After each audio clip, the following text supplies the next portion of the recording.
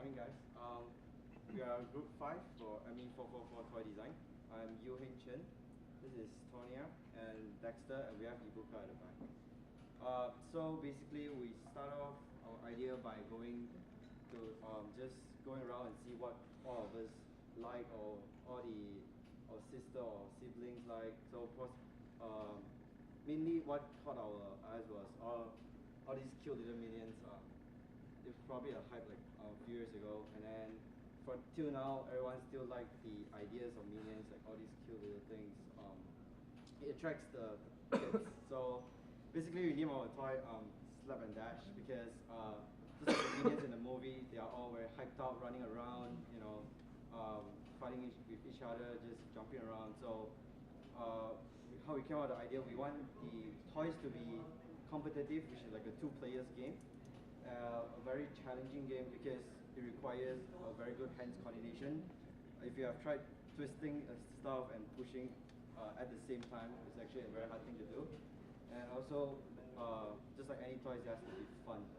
So the only requirement that we have for this toy design is basically two non-trivial motion. For us, the 2 non-trivial motion will be the minion moving back and forth while twisting it, and also the hand movement with the push of a button. So I'm going to pass on to Tonya to talk about how we came out with the idea, basically the CAD modeling of our toy. Okay, so this is our general sketch that we came up with. You can see that there are 2 tracks here, and the minions are supposed to have a linear motion along this track, while there's a hand crank here that triggers that motion. And also there's a button here that triggers the hand motion, which will be rotational, swinging back and forth. And then I'm going to go into details of the mechanisms. So on the left, we have the arm mechanism. We're thinking of having the user applying a horizontal force onto this block, which will be a button. And by the way, this is the top view of the mechanism. And that will push the link 2 inwards, and which will result the arm, which is link 3, to rotate around this pin. The spring is there just to restore the positions of everything back to its initial position. And on the right, we have the pulling mechanism. This is also a top view of the mechanism. We're thinking of having the user applying a torque onto this first pulley, and then it will drive the belt. And PE4, which is pulley 4, is the main body of the minion. So as the user rotates the crank, you will also drive this main body of the minion moving along this track, as I showed. So this is our CAD design. It's not exactly the same as hand sketch drawings because there are some changes that we have to make according to the assembly and everything. So as you can see, this is the button. As we push it in, this long bar will also be pushed in, and that will trigger this thin rod here, which extends from the arm inside of the minion body, and the arm will be rotating back and forth. The shape of the arm was designed based on design requirements like the rotating angle and the displacement of the bar. And also this hand crank here will be driving this pulley, and then that will also drive the belt, and then it will drive the bottom of the minion so that it moves along the track.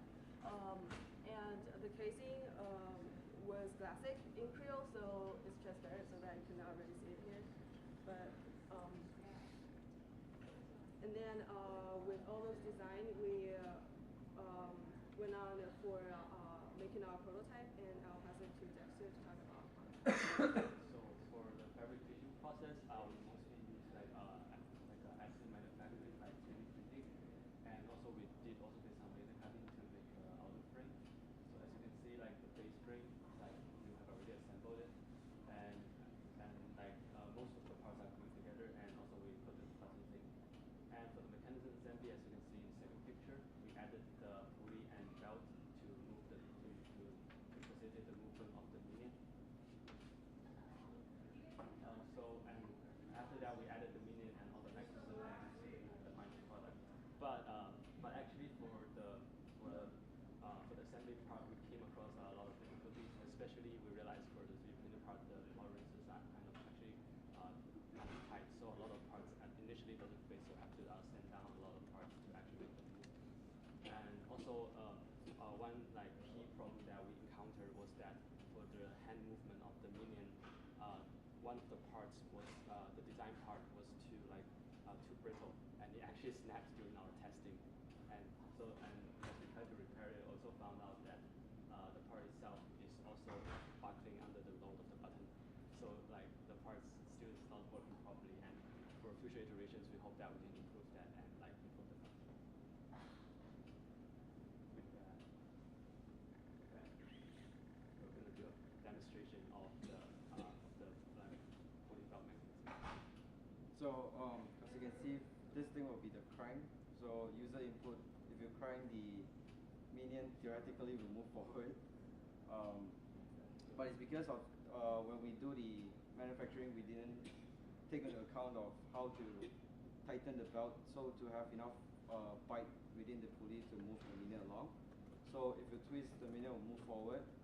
And then for the button, it's because of this thing, as Dexter mentioned, is too brittle. It's supposed to extend out, and then when you push the button, the hand will start moving. Right. So at the hand, we managed to make the return mechanism to work. So if it swings forward, it will automatically snap back into place. There's a spring inside to return the hand to snap it back to normal position. So how we want the toy to be played is that each player has to crank back and forth one lap, or we have these tiny banana sculptures that will be attached to the hand. The player can then use the hand swinging motion to hit each other's the other player's object off the hand. So there's two ways to win this game, as you can see on the screen. So basically that's it for this toy.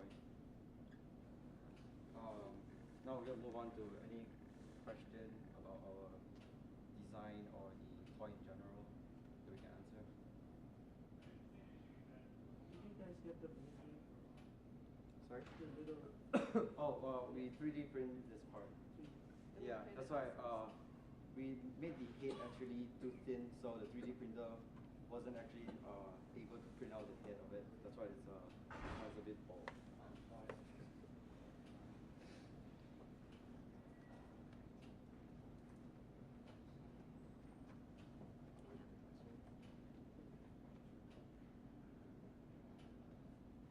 So I think there are so many features. So when you are doing assembly, what are the difficulties you have? I would say the hardest part was getting the tightness of the pulley correct, as well as if you can see this long button bar. So even if you press this, it doesn't go out equally. So it might cause problem when the minions are all the way to the end. Right, the hand function might not work as well as when it's front over here. So we made some modification with we do some of the support here so that all of them can just extrude out equally. But then in the end, it's still very hard to get the desired motion